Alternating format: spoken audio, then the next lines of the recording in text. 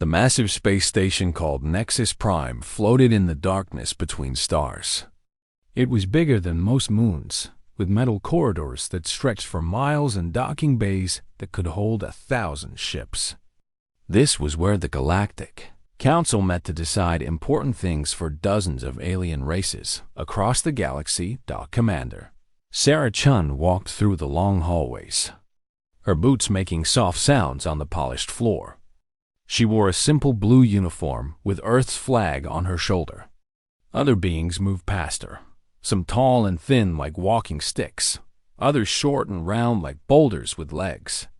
A few floated in the air, leaving trails of glowing dust behind them. Sarah had been chosen to represent Earth at this special meeting about military strength and defense. Earth was new to the galactic community. Only 2 years had passed since first contact, when alien ships appeared over major cities and announced themselves to humanity. Now Earth had been given observer status, which meant they could watch the council meetings, but had little say in what happened. The meeting hall was enormous. Thousands of seats arranged in circles went up toward the ceiling like a giant bowl. Sarah found her assigned spot in a section marked with a sign that read, "Developing Species."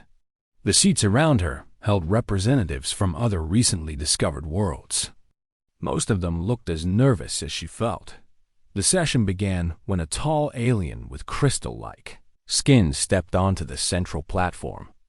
This was Ambassador Zeleth of the Zephyrian Republic. His voice echoed through the hall as he spoke about the purpose of today's meeting. "Today we share our military capabilities," Zeleth announced.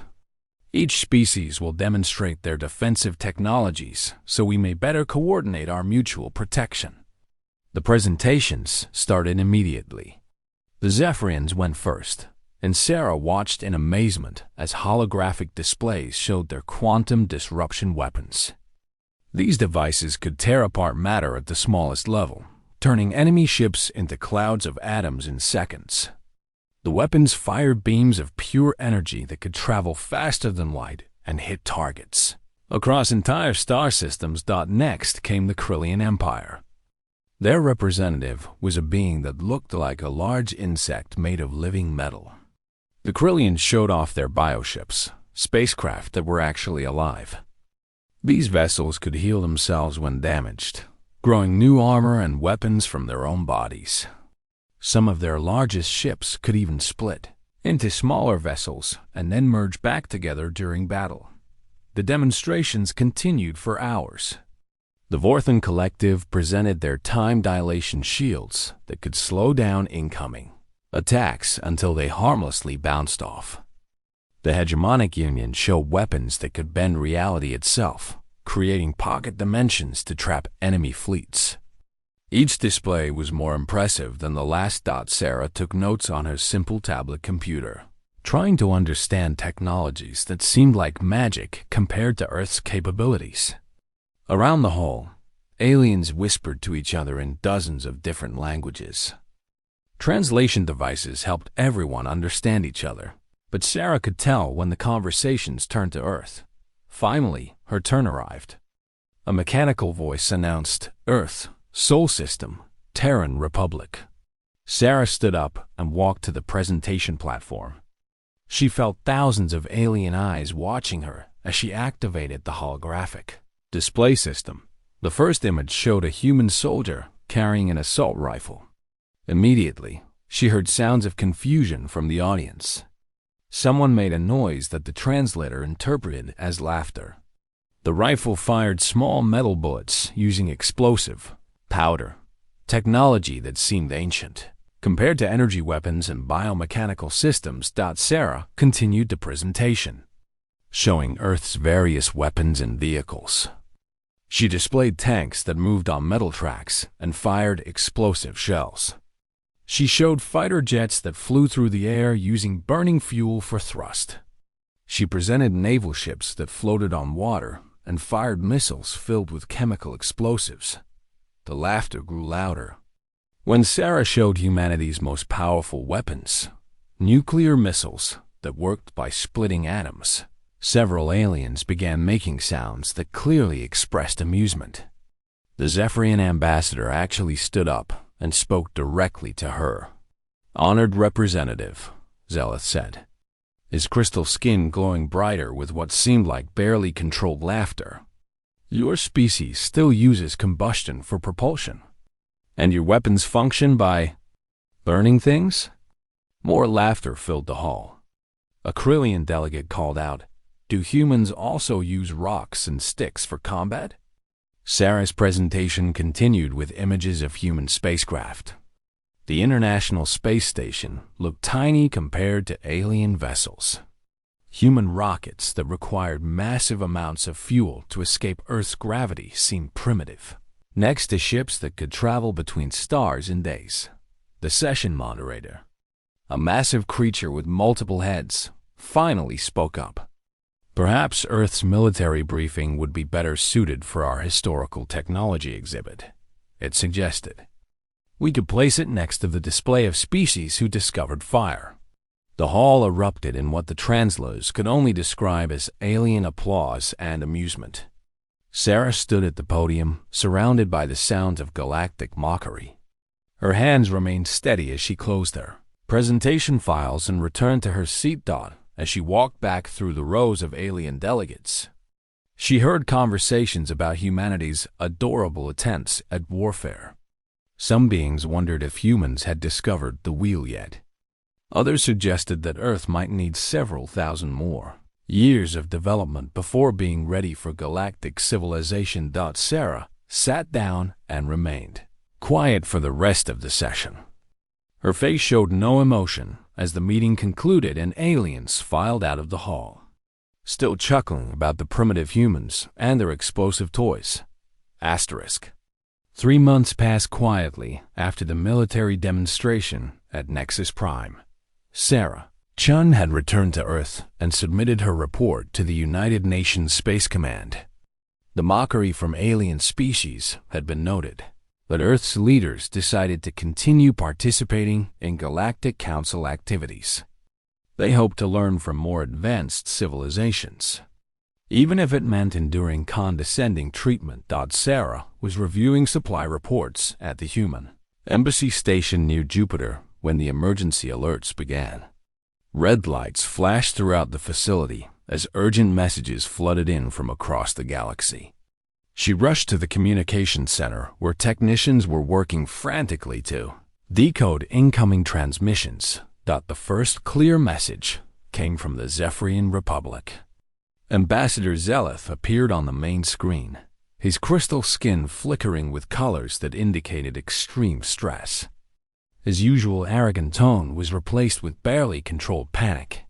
"All Council species must respond immediately," Zeleth announced. "Long-range sensors have detected an approaching threat. The Devourers have entered our galaxy." Sarah had never heard of the Devourers, but within hours, intelligence reports filled in the terrifying details. They were a nomadic species that consumed entire star systems, converting matter into fuel for their massive biomechanical vessels. Their ships were the size of small moons, and they traveled in fleets that could darken space around entire planets. The reports described how the Devourers had completely destroyed 17 civilizations in the Andromeda galaxy. They did not negotiate or communicate. They simply arrived, consumed everything in a solar system, and moved on to the next target. Now their advanced scouts have been detected moving toward the outer colonies of the Milky Way. Within days, the Galactic Council mobilized the largest military force in recorded history. Sarah watched the news feeds as thousands of alien warships gathered at staging points throughout the galaxy. The Zephyrian Quantum Disruption Fleet deployed in perfect formations. Krillian bioships grew new weapons and armor for the coming battle. The Hegemonic Union prepared their reality-warping defensive systems. The first contact with Devourer scouts happened near the mining colonies of Kepler-4, 442. Sarah watched the battle footage with growing amazement as Council forces engaged the enemy. The alien weapons she had seen demonstrated months earlier proved devastatingly effective. Zephyrian quantum beams tore through Devour scout ships, reducing them to scattered atoms. Krillian biovessels swarmed around larger enemies, their living hulls regenerating faster than the Devourers could damage them. For a brief time, it seemed like the Council's technological superiority would win the day. News reports celebrated early victories. Military analysts predicted that the Devourer threat would be contained within weeks. The same aliens who had mocked Earth's primitive weapons now boasted about their advanced technologies and tactical superiority. But the Devourers learned quickly. Sarah watched in horror as subsequent battle reports told a different story. The enemy ships began adapting to Council weapons with terrifying efficiency. Devourer vessels started absorbing quantum disruption beams and using the energy to power their own systems. They developed countermeasures that turned Krillian bioships against each other by corrupting their genetic codes. Within 2 weeks, the outer defense perimeter collapsed completely. The Krillian biofleet, once the pride of their empire, became infected with Devourer viruses that made them turn on their own allies. Zephyrian quantum weapons began malfunctioning as the enemy learned to manipulate their frequency signatures. Ships that had seemed invincible just days earlier were now drifting hulks or converted into a Devourer vessels. Sarah read report after report of technological failures. The hegemonic reality warping systems were somehow reversed, creating dimensional rifts that consumed Council ships instead of protecting them. Vorthan time dilation shields were penetrated by weapons that existed outside normal time flow. Every advanced technology that the aliens had proudly demonstrated was systematically neutralized or turned against them. Panic spread through the galactic community. Species began withdrawing their forces from the front lines to protect their home systems. The unified Council fleet fragmented as each civilization prioritized its own survival over collective defense. Military commanders who had confidently predicted victory now spoke only of containment and evacuation. The Devourer main fleet arrived like a plague of metal locusts. Their ships were unlike anything in Council databases, massive, biomechanical constructs that combined organic adaptability with technological precision. They moved through space in formations that defied military understanding, sometimes operating as individual vessels and sometimes merging into larger structures. As the situation grew desperate, the Council reached out to every member species for assistance.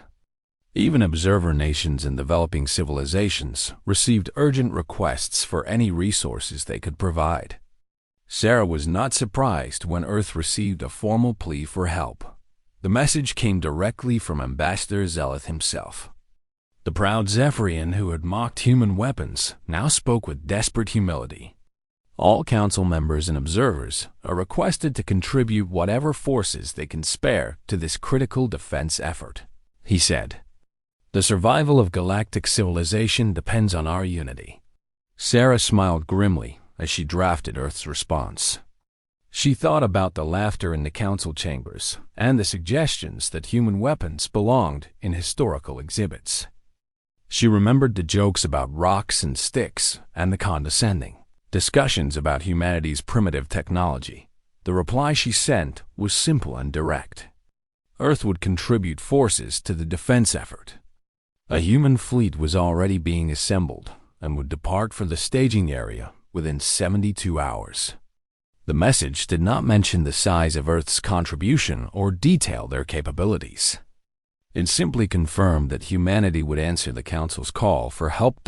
As Sarah sealed the transmission, she wondered if the same aliens who had dismissed human weapons would soon discover that sometimes the oldest solutions were also the most effective ones.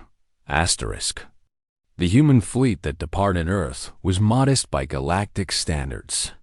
12 destroyers, 3 aircraft carriers, and 1 command vessel made up the entirety of humanity's contribution to the Council's defense effort. Each ship was built using what aliens considered primitive technology, steel hulls, chemical propulsion, and weapons that relied on explosive reactions rather than exotic energy systems. Sarah commanded the fleet from the UES Determination, a vessel that had been hastily converted from a deep space exploration ship. As they approached the staging area near the Vega system, she could see the remnants of the once mighty Council fleet scattered across space. Damaged alien vessels drifted between repair stations, their exotic hulls scarred by weapons they had never encountered before. The meeting of fleet commanders took place on a hegemonic Union battleship that served as temporary headquarters. Sarah entered the conference room to find a gathering of the galaxy's most experienced military leaders. Though their usual confidence had been replaced by grim determination and barely concealed fear, Ambassador Zeleth was there, his crystal skin now dim and cracked from stress. General Kyrox of the Krillian Empire twitched nervously, his biomechanical armor showing patches where it had been recently regenerated. The other commanders looked equally shaken by their encounters with the Devourers. Commander Chun, Zeleth acknowledged her with a brief nod. We appreciate Earth's willingness to assist in our time of crisis. His tone was polite but clearly indicated he viewed the human contribution as symbolic rather than meaningful. Sarah took her place at the table and listened as the alien commanders briefed the tactical situation. The Devourers had broken through 3 more defensive lines during the past week. Their adaptation capabilities had grown even more sophisticated, allowing them to counter new weapons within hours of first contact. Worse, they were now incorporating captured Council technology into their own systems, creating hybrid vessels that combined alien sophistication with Devourer adaptability. Their biomechanical integration systems are beyond our understanding, General Kyrox explained, his mandibles clicking with agitation. They absorb our technologies faster than we can develop new ones. Our quantum weapons become their power sources. Our bioships become their soldiers. The strategic displays showed the approaching Devourer main fleet, hundreds of massive vessels, moving toward the inner systems. Long-range scans revealed ships that had once been Zephyrian cruisers or Krillian biovessels, now transformed into grotesque hybrid creatures that served their new masters. We estimate they will arrive here within 18 hours, announced Admiral Vex of the hegemonic forces. Our remaining ships are no match for their numbers or adapted capabilities. We are preparing for evacuation of critical personnel. Sarah studied the tactical data while the alien commanders discussed retreat strategies. She noted the patterns in Devourer behavior, paying special attention to how they engaged different types of weapons and defensive systems. The aliens were so focused on their technological failures that they missed something important about the enemy's adaptation process. How long does their adaptation take? Sarah asked during a brief pause in the conversation. Admiral Vex looked confused by the question. Adaptation time varies by complexity. Simple energy weapons are countered within minutes. More sophisticated systems may require several hours. And during that adaptation period, their ships become temporarily vulnerable while they analyze and integrate new technologies, General Kyrox replied. But the window is too brief to exploit with conventional tactics. Sarah nodded and continued studying the data. The Devourer's strength was also their weakness, but only if approached correctly. The aliens had been fighting them with predictable, sophisticated systems that followed clear technological patterns. The enemy's adaptation protocols were designed to counter exactly that kind of warfare. The meeting continued with increasingly desperate discussions about fallback positions and evacuation routes. Sarah listened quietly, her mind working through possibilities that the alien commanders had not considered. When the briefing ended, she returned to her ship without comment. The Devourer fleet arrived exactly on schedule, emerging from faster-than-light travel in a formation that immediately began surrounding the Council forces.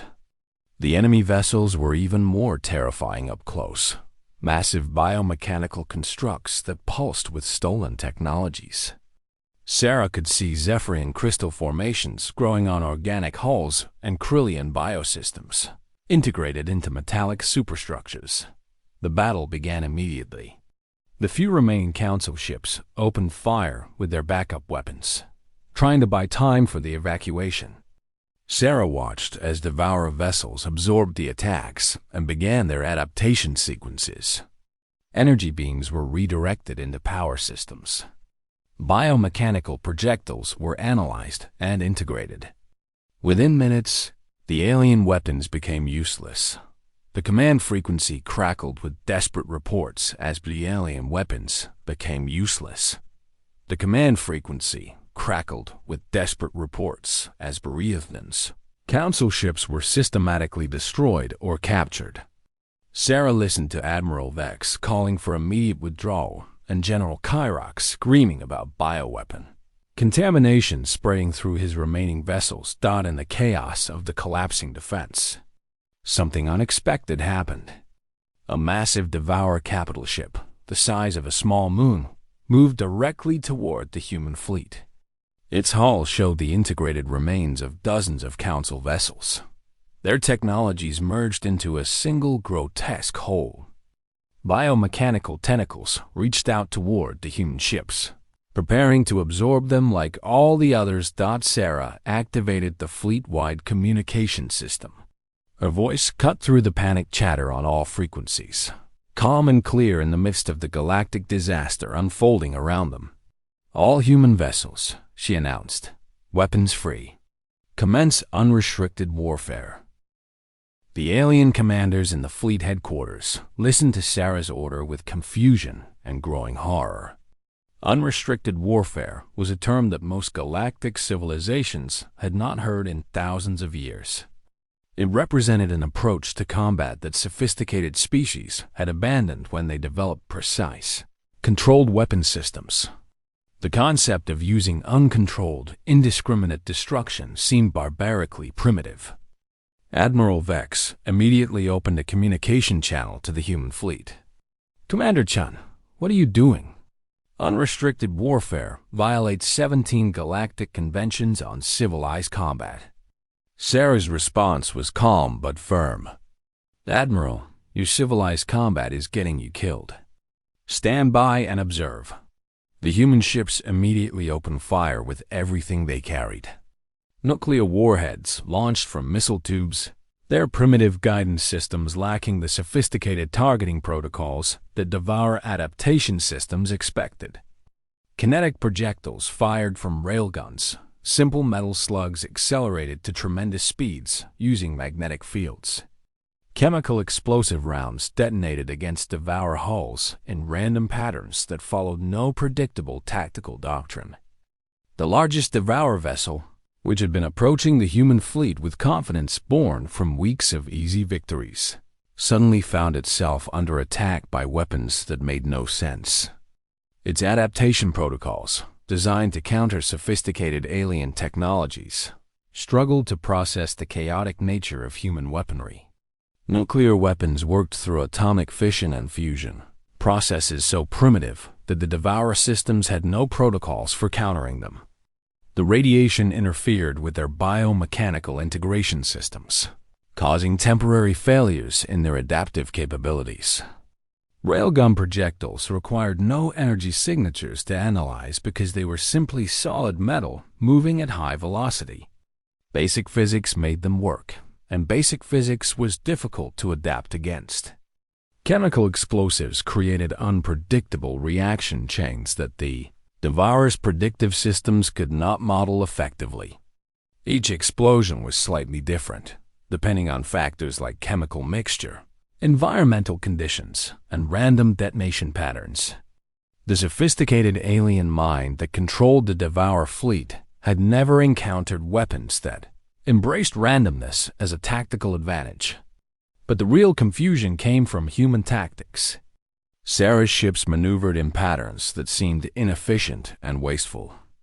They used more fuel than necessary, fired at targets that posed no immediate threat, and coordinated through what appeared to be random communication bursts. From the perspective of galactic military doctrine, the humans were fighting badly.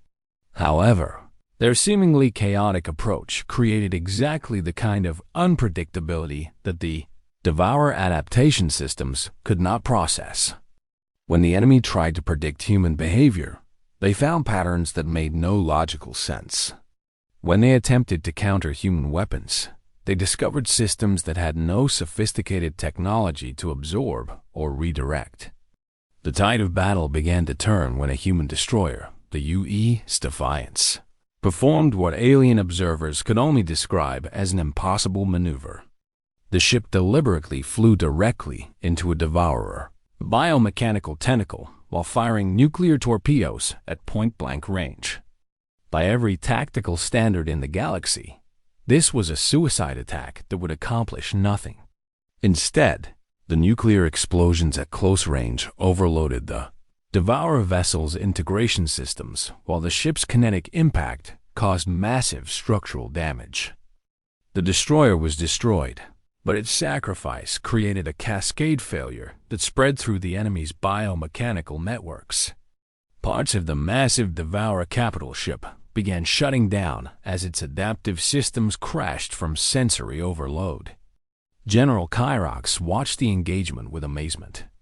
"They're not following any recognizable tactical pattern," he reported. "Their weapons fire seems random, their maneuvers are wasteful, and their coordination appears chaotic. But somehow it's working." Sarah's fleet continued their unconventional assault. Human pilots performed maneuvers that wasted fuel and violated basic efficiency principles. But these same maneuvers confused Devourer targeting systems that expected logical behavior.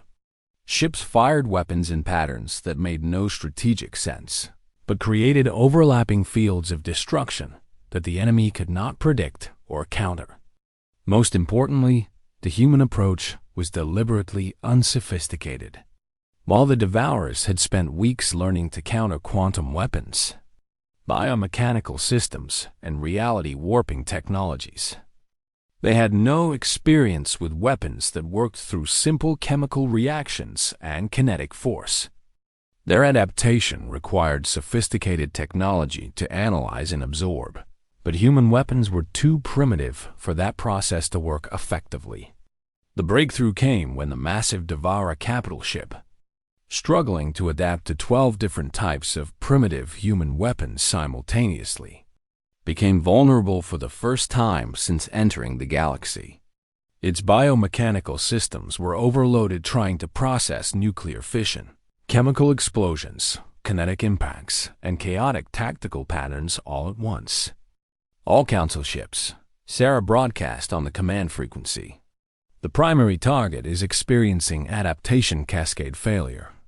Strike now with conventional weapons while their defenses are compromised." The surviving alien vessels, which had been retreating in defeat just minutes earlier, turned and fired their remaining energy weapons at the struggling Devourer ship. Without their adaptive defenses functioning properly, the enemy vessel took devastating damage.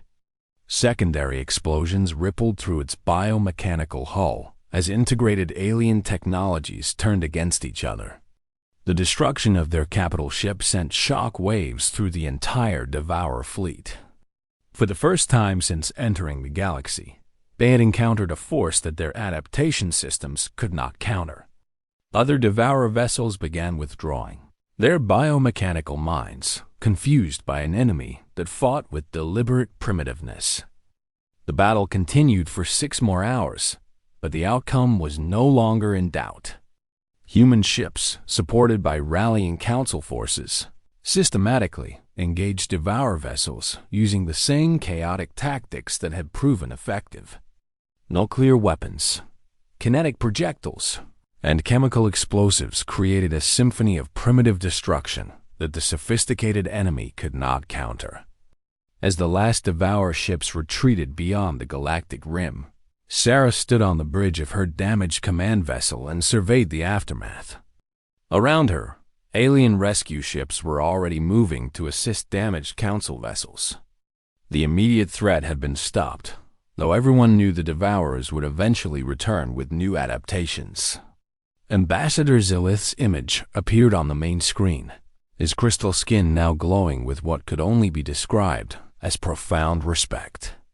"Commander Chun," he said formally, "the Galactic Council owes humanity a debt that cannot be measured. We would like to offer Earth full membership in the Council, along with a permanent seat on the Military Strategic Committee." Sarah nodded politely. "We'll consider your offer, Ambassador. But first, I think your military strategists might want to study something we call unrestricted warfare doctrine. You never know when sophisticated problems might require primitive solutions." Later, as reports filtered in from across the galaxy, the story spread of how Earth's primitive weapons had saved galactic civilization. Military academies began adding courses on chaotic tactics and deliberately inefficient combat systems. The phrase, "sometimes the oldest solutions are the most effective ones," became a common saying among Council species. But Sarah Chun, sitting in her quarters and writing her final report, simply noted that it was hard to hack a rock thrown really, really hard.